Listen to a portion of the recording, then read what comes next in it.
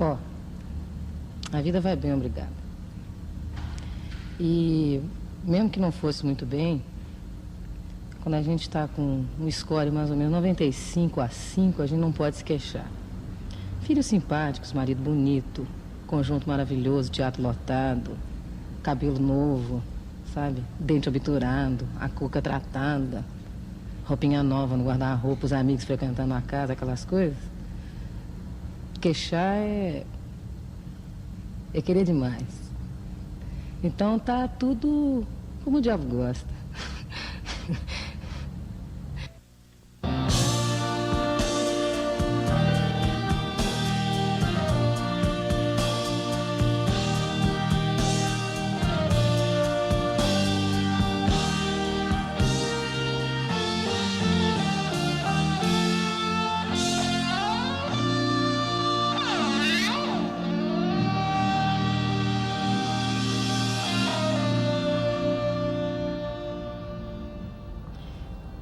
Eu ajudei a inaugurar o Teatro Bandeirantes, que é aqui onde eu estou agora, e numa noite realmente memorável, para o teatro, para a música e para mim.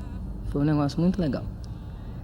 E depois, no mesmo Teatro Bandeirantes, eu comecei, junto com mais 7 colegas, 7 amigos, agora já amigos, a apresentar o Falso Brilhante. Se você me perguntar o que eu acho do Falso Brilhante, eu honestamente digo que ainda continuo achando ótimo, como eu achava na primeira noite. E que eu fiquei muito contente, porque tantas pessoas entenderam o trabalho que a gente estava fazendo. Então eu estou aproveitando para mostrar alguma coisa do Falso Brilhante. Mostrar os meus amigos que trabalham comigo, Natan, Nenê, Crispim, Wilson, Janjão e Lígia, que ajudam a gente toda noite. A gente se ajuda, né? Tudo, tipo ação entre amigos, a fazer o Falso Brilhante. E a gostar do Falso Brilhante. E vocês vão perceber o tipo de entrosamento que há entre o palco e a plateia. E eu tenho absoluta certeza que, independente do trabalho, isso eu não tenho a menor dúvida com relação ao trabalho profissional que foi feito, que o trabalho é incrível, maravilhoso, continuo achando e vou achar o resto da minha vida. Agora, fundamentalmente, eu acho que a coisa que mantém esse espetáculo com a força do primeiro dia é o tipo de entrosamento que há entre o elenco. As coisas de bastidor que, independente da vontade da gente, passam para a plateia. E de público. Muito obrigada por esse povo tão legal que eu, afinal, encontrei. Ainda que seja por 9 meses, mas eu encontrei na vida. Essas 8 pessoas que estão comigo todos os dias e que eu tenho verdadeira paixão. Obrigada por eles e tomara que vocês gostem, que eu gosto muito.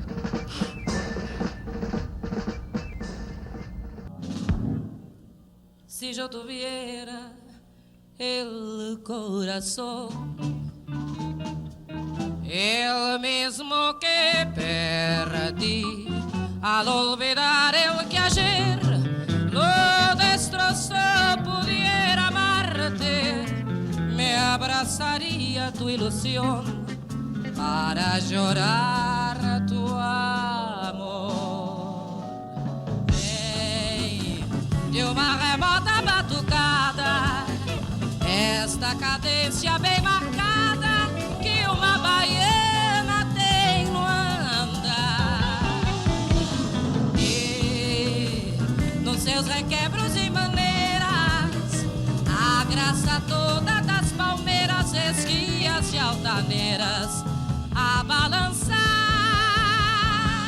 I'm singing in the rain, just singing in the rain, while the glorious feeling, I'm happy again, I'm laughing it loud, and the dark skies about, the sun is in my heart, and I'm ready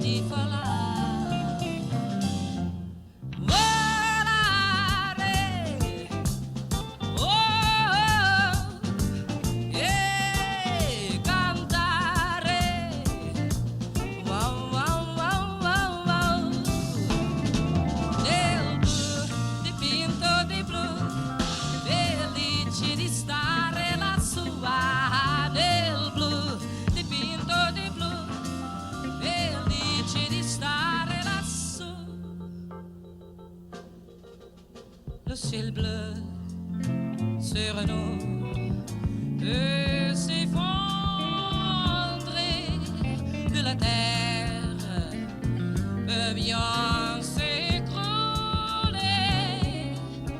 peu m'importe les grands problèmes. Mon amour, puisque je t'aime.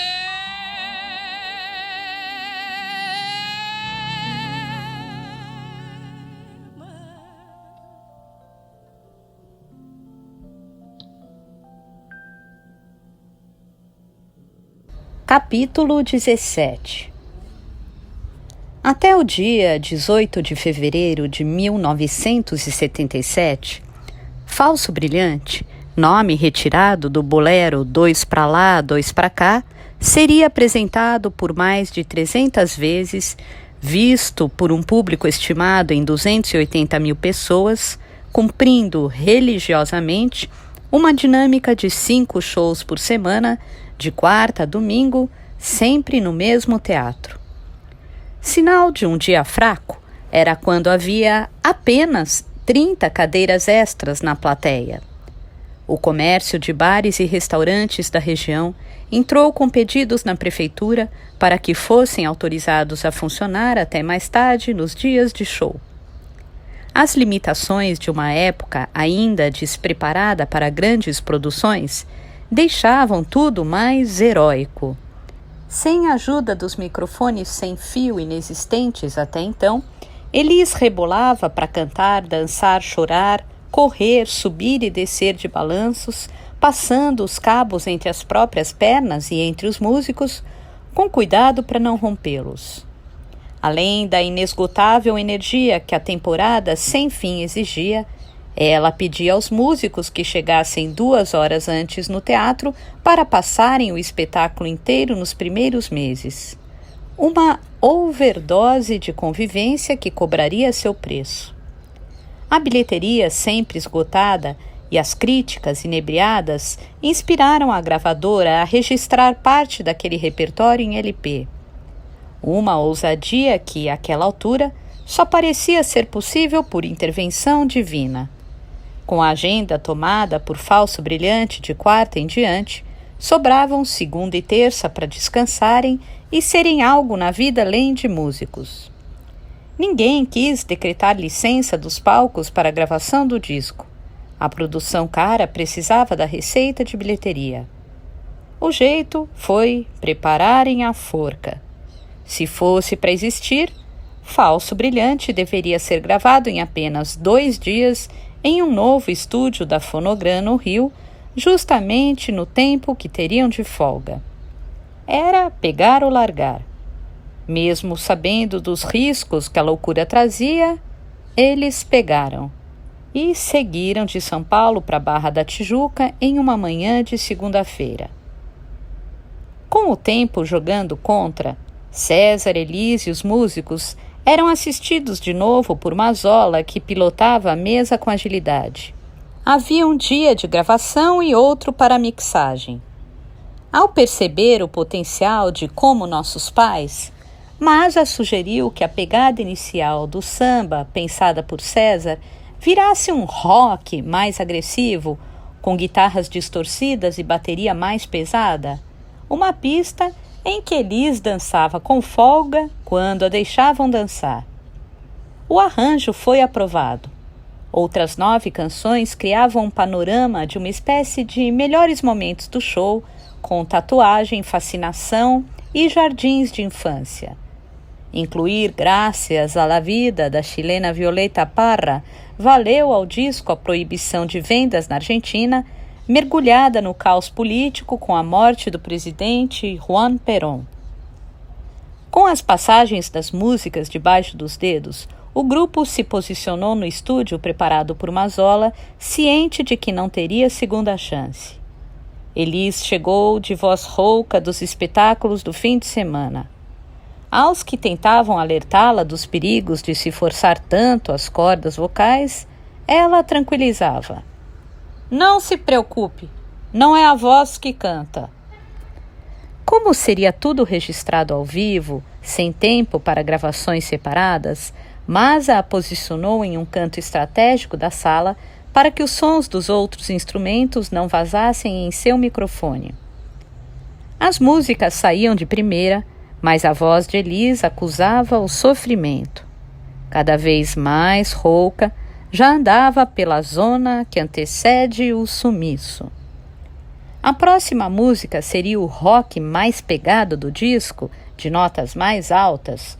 Velha roupa colorida de Belchior tinha a primeira parte quente e acelerada, com uma segunda em andamento blues e vocal rasgado. Elis fazia todos os contorcionismos possíveis, mas, exausta, já não chegava onde queria. Depois de Menescal, era Masa quem estava prestes a testemunhar a rara cena de Elis sendo derrotada por uma nota. A voz dava seus últimos arranques com a bateria prestes a arriar e o que existia só estava ali por uma força que saía do peito da cantora. Mazola sugeriu que gravassem o que faltava, faixas mais tranquilas, e que deixassem Velha Roupa Colorida por último. A apreensão sobrevoava a sala quando todos sentiram que tinham de voltar à canção pela última e definitiva vez. Aos músicos, Mazola, sabendo que usaria as últimas forças de Elis, aumentou a pressão com jeito. Gente, tem que ser de primeira, ok? Ao rapaz da técnica, apontou uma flecha.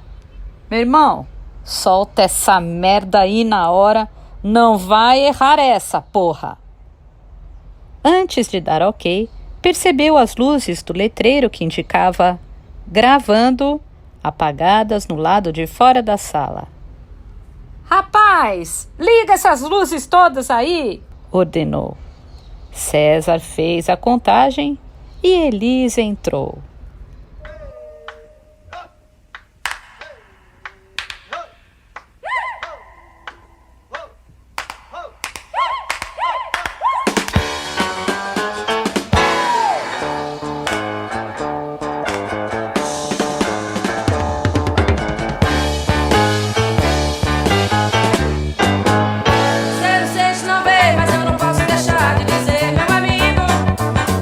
Uma nova mudança em breve.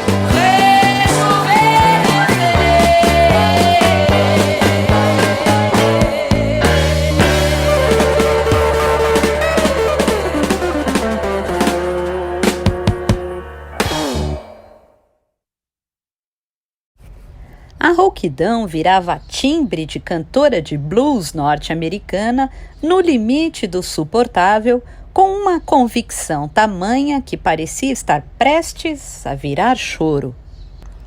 Assim que a viu chegar ao fim com um tiro só, que se não matasse a música, mataria a cantora, Mazola ficou petrificado.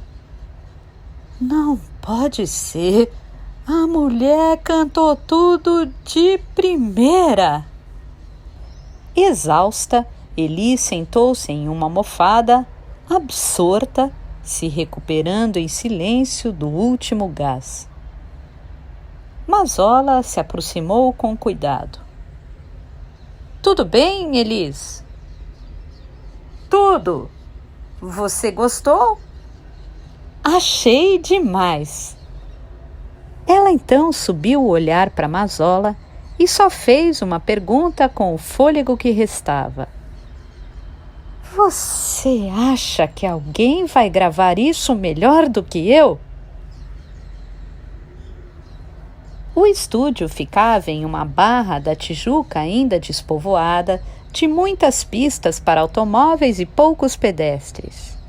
Elis, Natan e o Wilson saíram tarde da noite em busca de um táxi que os levasse até o hotel, deixando os outros para mixagem com Mazola. Mas táxi também era artigo raro naquela noite e Natan sugeriu que pegassem um ônibus. Elis topou e entrou no primeiro que apareceu com destino a Copacabana. Ônibus lotado, os músicos resolveram ficar de pé.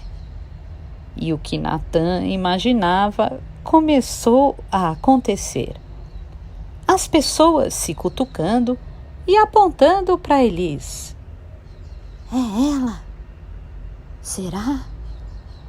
Parece. Natan já tinha uma estratégia. Assim que percebeu muitos passageiros prestes a iniciarem um tumulto, disse em voz alta: Pois é, baixinha, daqui a pouco vai acontecer aquele negócio de novo. Aconteceu o quê? Elis respondeu. Vão começar a dizer que você é Elis Regina. Uma mulher que estava próxima se virou. E não é? Minha senhora, falou Natan, a senhora acha mesmo que Elis Regina estaria aqui a essa hora andando de ônibus com a gente? Ninguém mais falou no assunto. Assim que Falso Brilhante foi lançado um mês depois, Elis decidiu que os músicos, em vez de cachês, ganhariam royalties, porcentagem sobre a vendagem. Todo mundo se matou para fazer isso, não é justo ganharem só cachê, disse. Pouco depois, César se reuniu com os colegas com outra sugestão. Eu estive pensando sobre aquele negócio dos royalties. É melhor a gente pegar o dinheiro do disco mesmo, o cachê. Esse disco não vai vender nada. Nenê contestou. Bicho, vamos arriscar ir na porcentagem. Já estamos ganhando bem no show. Mas César insistiu que a gravadora havia decidido assim e o pagamento saiu em valor fixo. Cachês de músicos nunca foram um dilema para Elis. Sua lógica era a de que quanto mais valorizasse seus seguidores, mais eles a respeitariam. A disputa entre os artistas que pagavam melhor naqueles tempos se dava entre Elis e Roberto Carlos.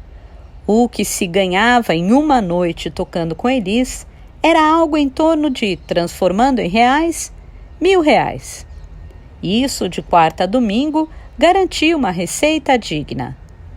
Nas internas, ela sempre procurava saber quantos outros nomes ofereciam.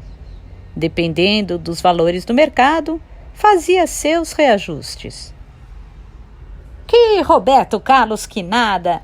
Nem que for por 1 centavo, eu vou pagar mais, dizia. Tocar com Elis não significava abrir mão de suas influências, que neste momento iam de Chick Corea e Herbie Hancock. Em César, a Led Zeppelin e Eric Clapton. Em Crispin. O extenso raio de atuação que amparava seu repertório suportava quase tudo naqueles compassos, desde que viessem a serviço de sua voz. A diferença era que sua voz também saía com uma intenção mais instrumental do que vocal. Mais que cantora, repetiam os instrumentistas, Elis era um músico. Suas brigas pela classe talvez tenham origem aí, em um instinto de sobrevivência da própria espécie. Indignada com questões ligadas à arrecadação e distribuição do direito autoral, chegou a presidir a ASIM, Associação dos Intérpretes e Músicos, para fazer frente à SOSIMPRO, Sociedade de Intérpretes e Produtores Fonográficos, na distribuição dos direitos arrecadados.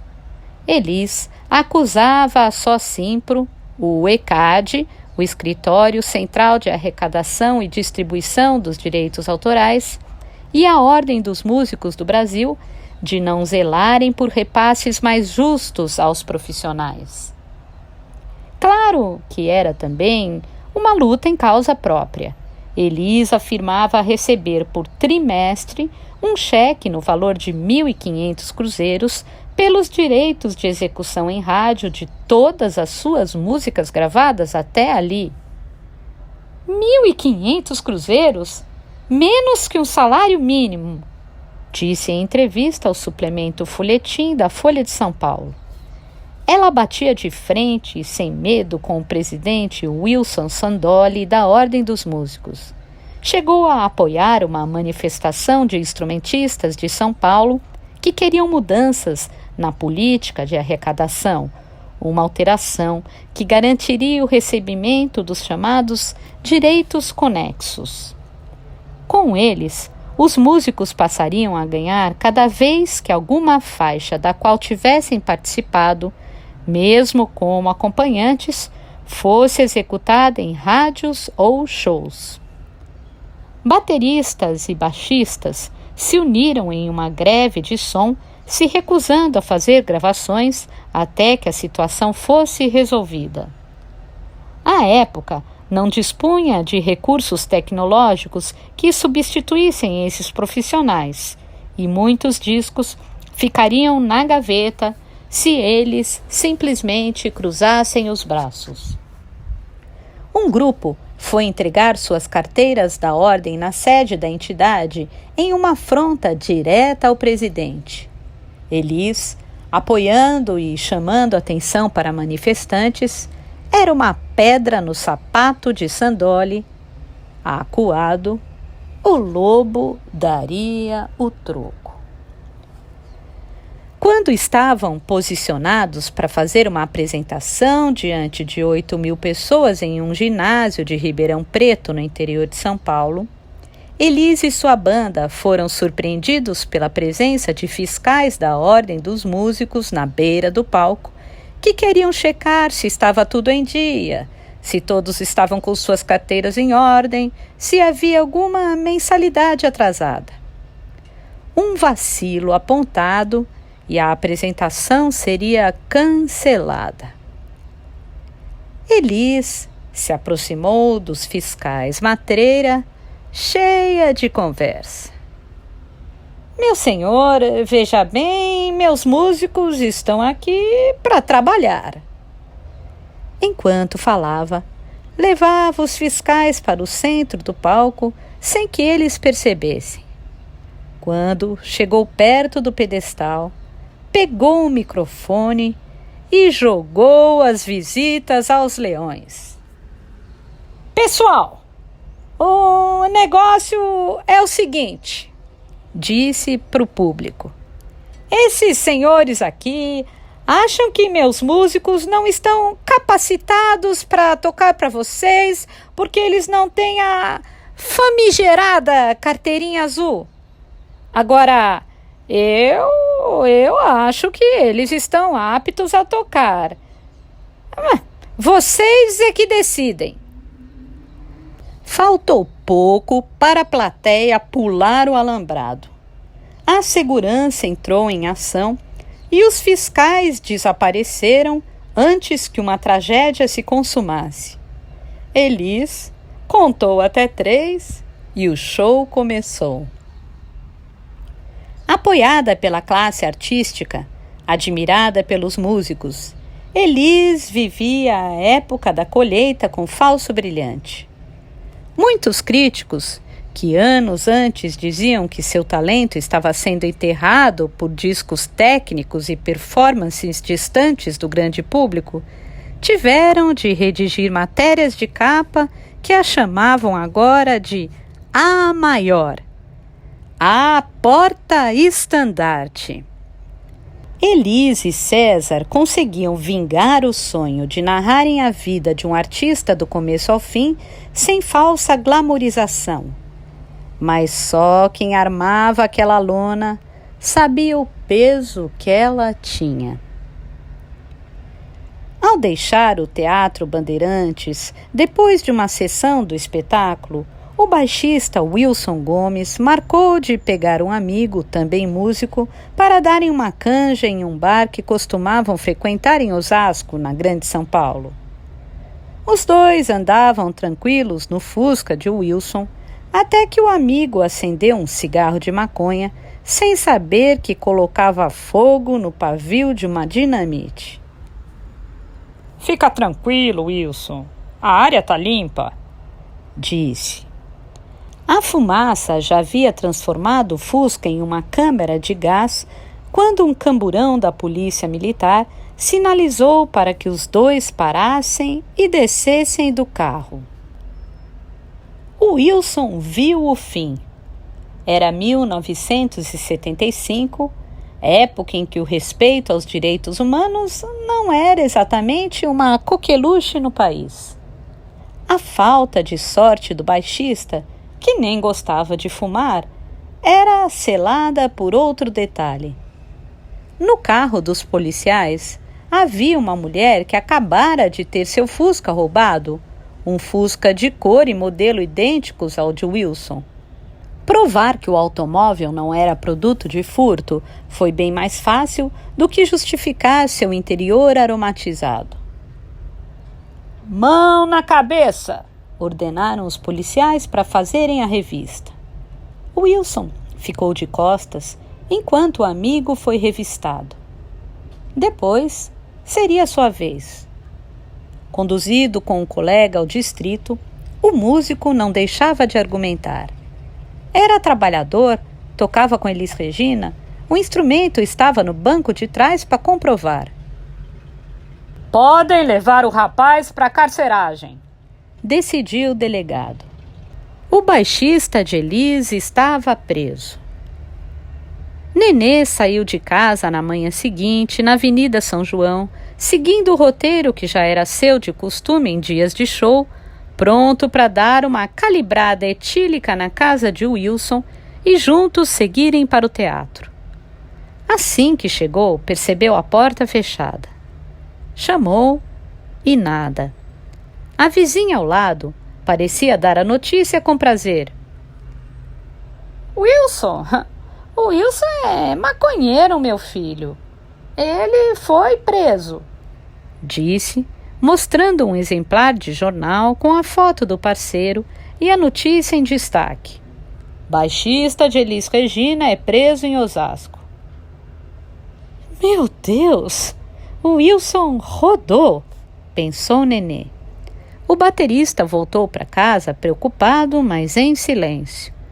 Não seria de sua boca que Elis saberia daquele episódio. Natan chegou logo depois. Nenê, aconteceu um problema com Wilson. Que problema? Nenê se fazia de sonso. Um negócio chato. O pessoal quer fazer uma reunião. Os músicos se reuniram no teatro. Sem a presença de Elis, César explicava o incidente com Wilson e mencionava que um advogado conhecido poderia resolver o problema. Havia um temor de que o episódio voltasse a arranhar a imagem de Elis e uma dúvida se ela deveria ou não sair em socorro de seu baixista. Como não prejudicar uma carreira que acabara de voltar aos trilhos? E como deixar o Wilson sem assistência? Para prosseguir com o espetáculo, já havia até um substituto, um baixista que apareceu com boas intenções. Nenê se rebelou. Eu sou contra. Rapaz, pelo que eu sei, você sabe arrumar a televisão. Desculpe, mas tocar baixo e arrumar a televisão são coisas diferentes. Ao sentir que o Wilson poderia mofar na delegacia, Nenê decidiu falar com a patroa. Elis, desculpe incomodar, mas eu acho que essa história do Wilson vai ficar péssima se a gente não fizer nada. Os jornais vão cair matando, dizer que abandonamos o cara lá. Elis respondeu no ato. Vamos tirar ele agora. Chamou um advogado da trama e pediu que providenciasse a fiança que fosse necessária. Em um dia, Wilson estava de volta, após uma noite em claro, contando aos parceiros de cela como era a vida de um baixista de Elis Regina. Pô, velho, não acredito! Elis Regina, minha mulher adora! Disse um preso. E te jogaram aqui por causa de uma bagana? Falou o outro. O Wilson sentiu os ares mudarem assim que voltou ao grupo. Percebia que o tratavam com reservas e sentia-se isolado, com uma sensação de estar mais só do que nunca, pagando por um erro que nem havia sido seu. Tem gente atrás dele aí, ouvia colegas falarem. Elis jamais cobrou de Wilson o valor da fiança, nem o descontou de seus vencimentos. Ela também não o enquadraria com lições de moral, como era esperado em episódios desta natureza. Simplesmente tocou o barco dos shows quando percebeu que o ambiente do grupo pesara para cima do baixista. Assim que a temporada chegasse ao fim, ela ligaria para seus conhecidos em busca de um novo emprego para o funcionário. A primeira ligação foi para Roberto Carlos, que aceitou a indicação e levou Wilson para integrar sua orquestra. Wilson Gomes caiu para cima. A temática de Falso Brilhante, o monstro que cedo ou tarde surgia para cobrar os louros do sucesso, parecia cada vez mais encenada na vida real. Um mês depois da estreia do espetáculo, a diretora Miriam Muniz e o cenógrafo Naum Alves de Souza se sentiram financeiramente prejudicados. Alegavam que Elis e César haviam contratado verbalmente a dupla, prometendo pagar 40 mil cruzeiros a cada um, 10 mil cruzeiros por mês referentes aos 4 meses de ensaio. E ainda, segundo Miriam e Naum, mais uma quantia de 16,66% sobre a renda bruta do espetáculo, justificada da seguinte forma: 6,66% pelos direitos autorais de ambos em suas alegadas participações na criação de texto e roteiro, 5% pelos direitos autorais relativos à direção de Miriam Muniz e mais 5% para cobrir os direitos autorais relativos à cenografia e programação visual feitos por Naum. Miriam e Naum procuraram a Sociedade Brasileira de Autores Teatrais para serem representados por ela em uma ação contra a trama, a empresa de Elis responsável pela produção. Começava uma desgastante batalha jurídica. O advogado Luciano Teixeira Pinto assinou o processo encaminhado à 23ª Vara Civil de São Paulo, que representava Naum e Miriam, pedindo o sequestro de 16,66% da renda bruta do espetáculo teatral Falso Brilhante, desde a sua estreia em 17 de dezembro de 1975 até sua última apresentação em São Paulo, ou qualquer outra localidade do território nacional. O texto afirmava que, apesar do espetáculo já se encontrar em cartaz há mais de um mês, os representantes da suplicante apenas receberam a parte fixa, e trazia a informação de que até aquele momento a renda bruta do espetáculo era superior a 1 milhão de cruzeiros. Teixeira Pinto pediu ainda ao juiz que tomasse sua decisão mais breve e independentemente de qualquer audiência posterior para evitar que Elis tirasse o musical de cartaz e frustrasse a ação. Para ganhar força, os advogados da sociedade brasileira anexaram ao processo recortes de jornais que citavam Miriam e Naum na produção. Elis, Miriam e Naum, o casamento feliz, era uma das manchetes. Não dá para não tirar o chapéu para a maravilhosa Miriam Muniz, que dirigiu tudo aquilo, escrevia o Diário de São Paulo. César e Elis começaram a perder o sono. O juiz Carlos Osório de Andrade Cavalcante analisou o processo e deu ganho imediato à Sociedade Brasileira de Autores Teatrais, ordenando o sequestro dos 16,66% sobre a renda bruta a partir do dia 10 daquele mês de fevereiro, que deveria ser depositado em conta com correção monetária na Caixa Econômica do Estado de São Paulo, e determinando a nomeação de alguém por parte de Elis para fazer os depósitos dos montantes calculados de acordo com o borderô de cada apresentação. A tensão se instalou no Teatro Bandeirantes. Um oficial de justiça ia à bilheteria acompanhar as contas e seu Romeu, pai de Elis, foi designado pela trama para ser o depositário. Agora, Elis precisava dar uma resposta. O caldo engrossava no caldeirão levado ao forno pela imprensa, que passou a cobrir a disputa como uma espécie de fla-flu. Elis e César versus Miriam e Naum. Sentindo o rombo aumentar, Elis procurou o escritório de um advogado paulista de 36 anos chamado Michel Temer. Mas, em meio a outros casos importantes, Temer passou a bola para o seu aprendiz, o jovem Edgar Silveira Bueno Filho, formado havia apenas 5 anos. Edgar entrou na história ciente do tamanho da oportunidade que lhe caía nas mãos. Estudou cada palavra da acusação e percebeu um escorregão logo de imediato. Miriam e Naum haviam cometido o erro de serem representados por terceiros. Se a Sociedade Brasileira de Autores Teatrais conferia maior legitimidade à causa perante o juiz, ela também a inviabilizava, segundo a defesa de Edgar. Antes da Constituição de 1988, um Código do Processo Civil sedimentava que ninguém poderia pleitear direito alheio em nome próprio.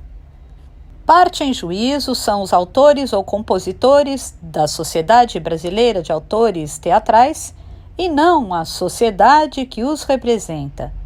Em outro momento, abria uma ferida contestando o direito de autor a diretores e cenógrafos.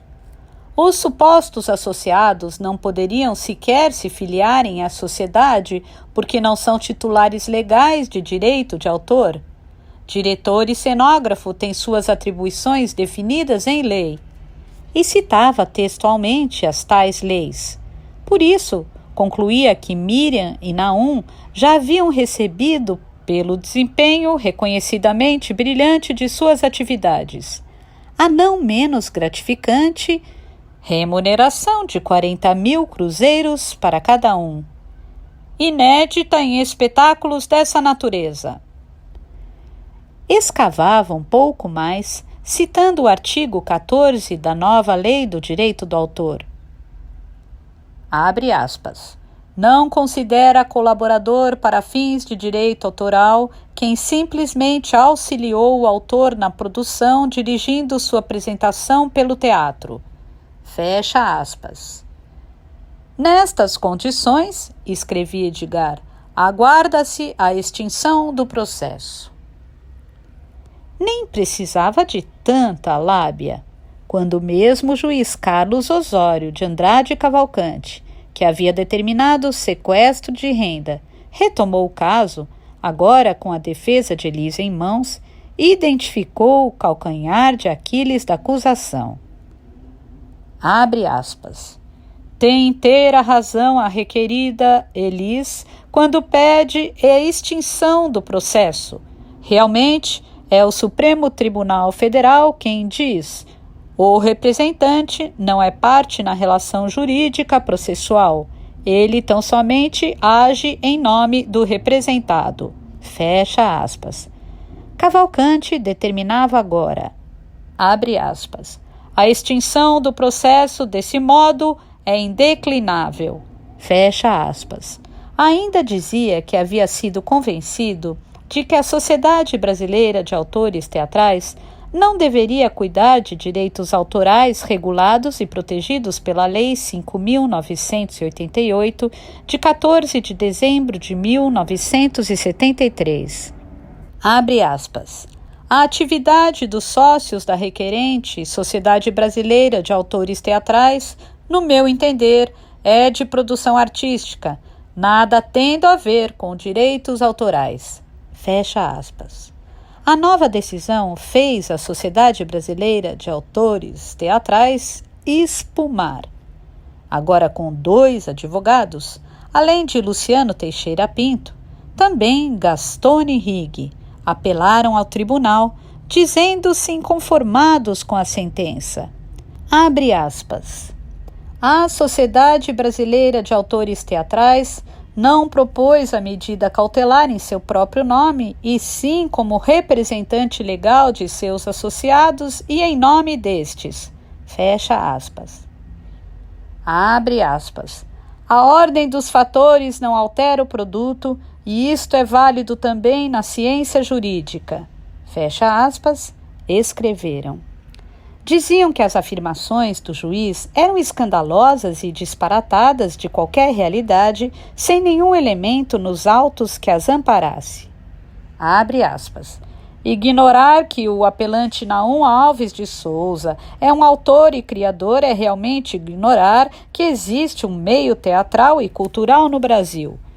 Quem ainda não assistiu ou ignora o famoso Vila Sésamo, com bonecos, personagens e textos de criação de Naum, e sobre Miriam Muniz, quem pode ignorar sua longa carreira e a sua escola de arte dramática, Macunaíma, marco do Teatro Nacional? Fecha aspas.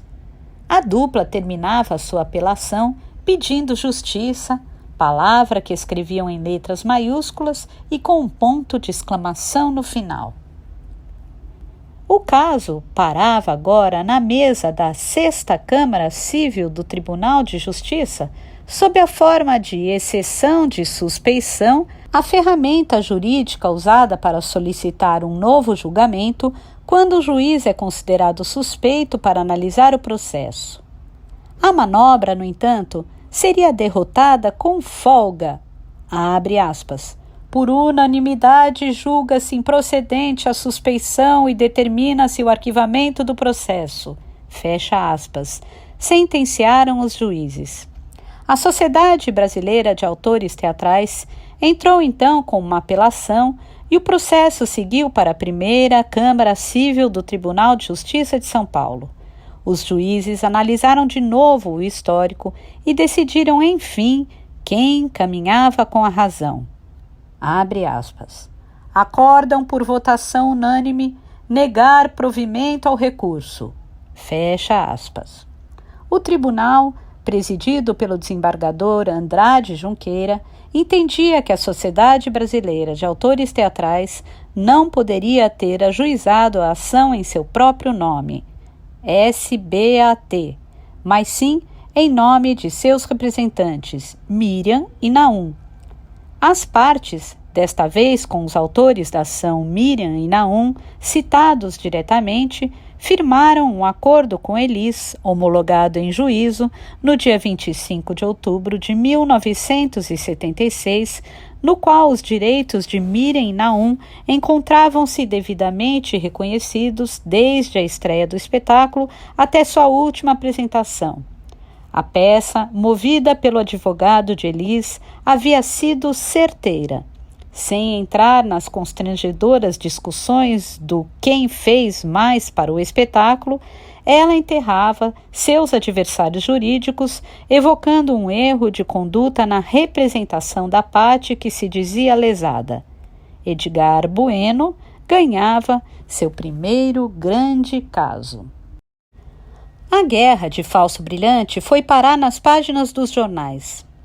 Walter Silva publicou uma nota na coluna que assinava no jornal A Folha de São Paulo, chamando Miriam e Naum de chantagistas. Miriam respondeu publicamente, dizendo que a informação era sacana, e anexou o recorte junto aos documentos que seus advogados juntavam para tomarem as medidas legais. A atriz calculava que chegava a perder 40 mil cruzeiros por fim de semana de casa lotada. O médico-terapeuta Roberto Freire, que estava na equipe de preparação do espetáculo, tomou as dores de Miriam e descarregou seus cartuchos contra a cantora em uma carta publicada pelo jornal Aqui, São Paulo, em 27 de maio de 1976. Seu título: abre aspas. O problema de Elis não é de terapia. Mau caráter não tem cura. Fecha aspas. Freire se mostrava indignado como uma entrevista dada por Elis ao Jornal da Tarde, na qual ela se referia às preparações psicológicas de Freire como uma terapia do Macunaíma. A terapia do Macunaíma quase nos enlouqueceu.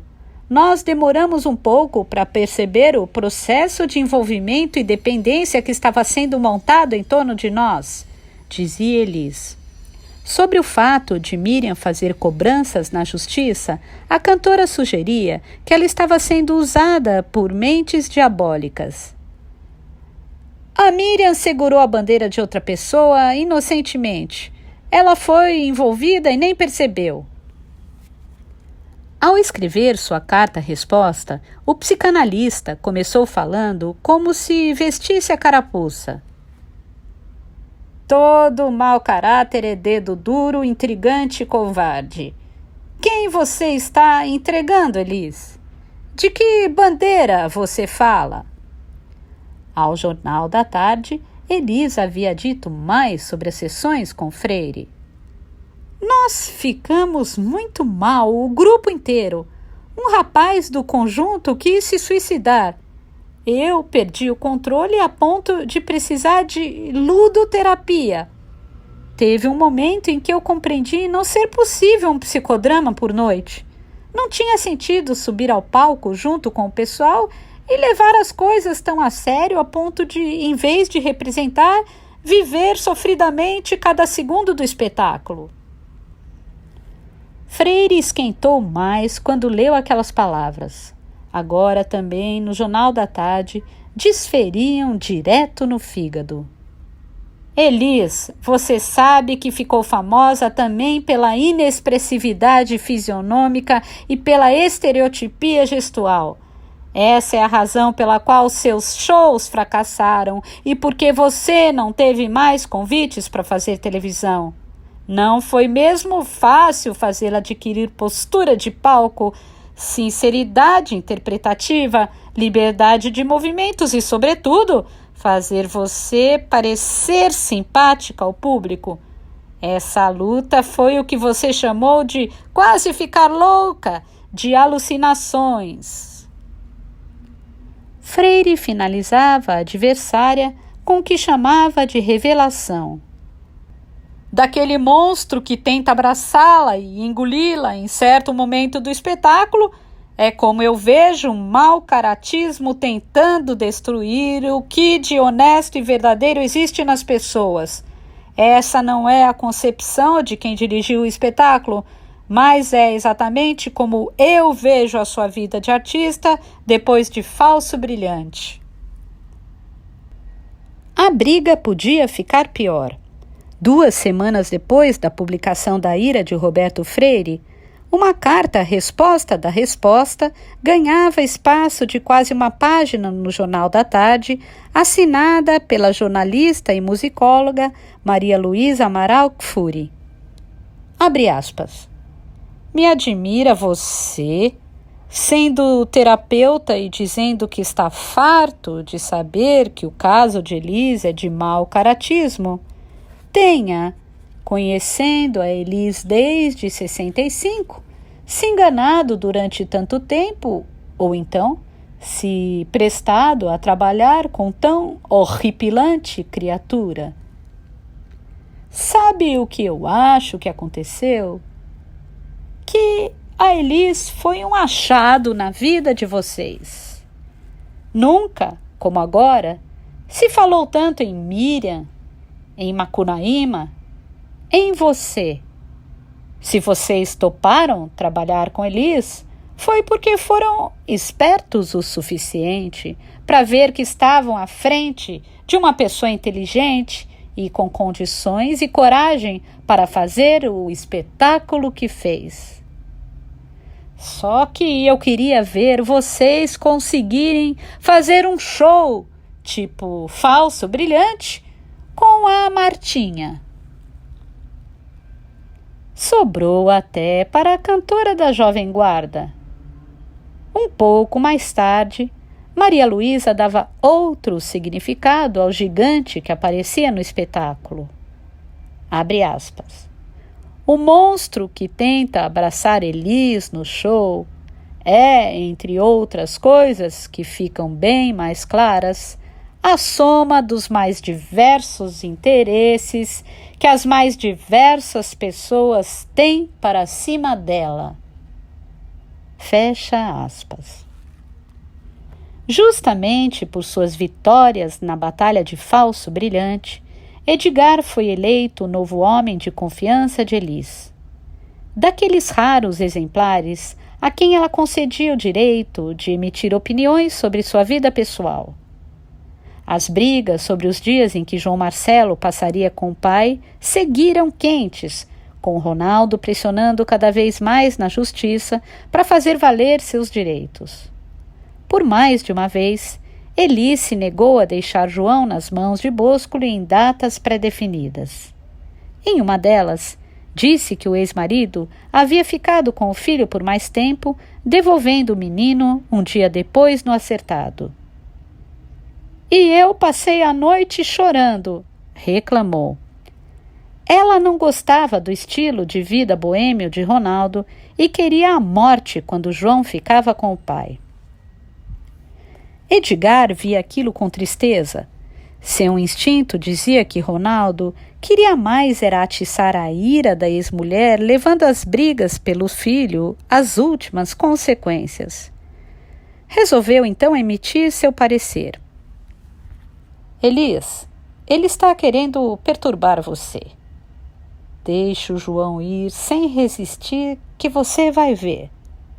A mulher com quem ele está vai ver você na figura do João e logo o Ronaldo vai deixar de querer ver o filho tantas vezes. Elis aceitou a proposta de Edgar com uma condição: que ele mesmo levasse João para o pai no Rio. O advogado partiu com o garoto de avião. Depois de algumas visitas pacíficas, sem a necessidade de oficiais de justiça na história, as brigas por João, como previra Edgar, acabaram.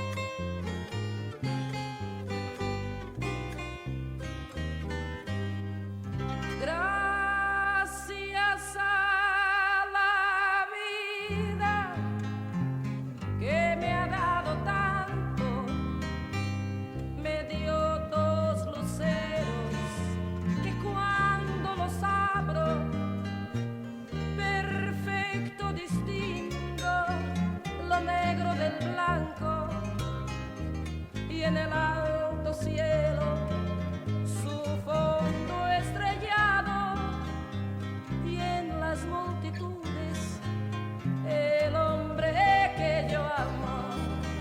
Gracias a la vida que me ha dado tanto, me ha dado el oído que en todo su ancho graba noche y día grillos y canarios, martillos, turbinas, ladridos, chubascos y la voz tan tierna de mi bien amado.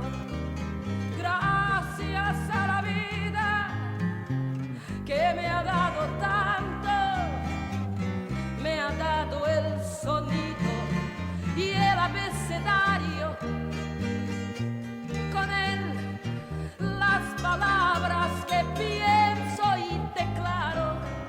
Madre, amigo, hermano y luz alumbrando la ruta del alma del que estoy amando. Gracias a la vida que me ha dado tanto, me dio el corazón que agita su marco cuando miro el fruto del cerebro humano, cuando miro